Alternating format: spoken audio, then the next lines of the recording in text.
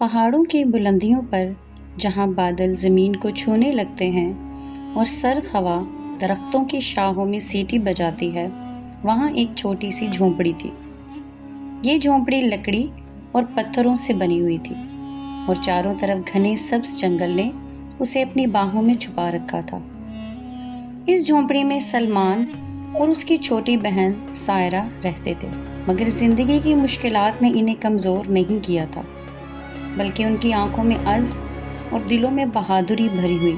سلمان کی عمر 25 سال تھی، قد کاٹ مضبوط، پیشانی کشادہ اور آنکھوں میں پہاڑ جیسی سنجیدگی۔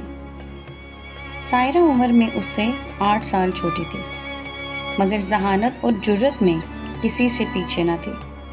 سردیوں کا موسم قریب تھا اور سرد راتوں کے لیے لکڑیاں جمع کرنا بھی ضروری تھا۔ ایک دن سلمان نے اپنی کلہاڑی اٹھائی اور سائرہ کے ساتھ جنگل کی طرف چل پڑا۔ سورج کی روشنی درختوں کے درمیان سے چھن چھن کر زمین پر پڑ رہی تھی۔ ہوا میں پائن کے درختوں کی خوشبو رچی ہوئی تھی۔ سائرہ خوشی خوشی جنگل کے پتوں میں چلتی جا رہی تھی اور سلمان خوشی سے آس پاس کا جائزہ لے رہا تھا۔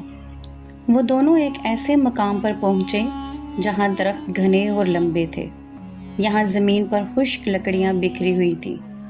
سلمان لکڑیاں کاٹنے لگا اور سائرہ چھوٹی شاخیں چننے لگی۔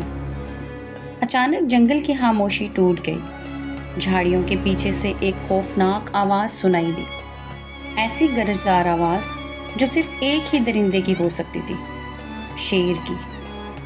سائرہ کے قدم ایک دم رک گئے، اس کے ہاتھ سے لکڑی گر گئی اور وہ بے اختیار سلمان کے قریب آ گئی۔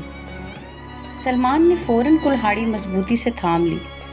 چند لمحوں کے بعد جھاڑیوں سے ایک بڑا پہاڑی شیر نمودار ہوا۔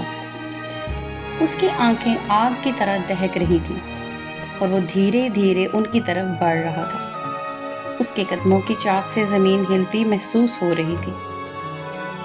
سائرہ کا دل زور زور سے دھڑکنے لگا، مگر سلمان نے دھیرے سے کہا، ڈرنا نہیں سائرہ، ہم بہادر ہیں، ہمیں ہوشیاری سے کام لینا ہے۔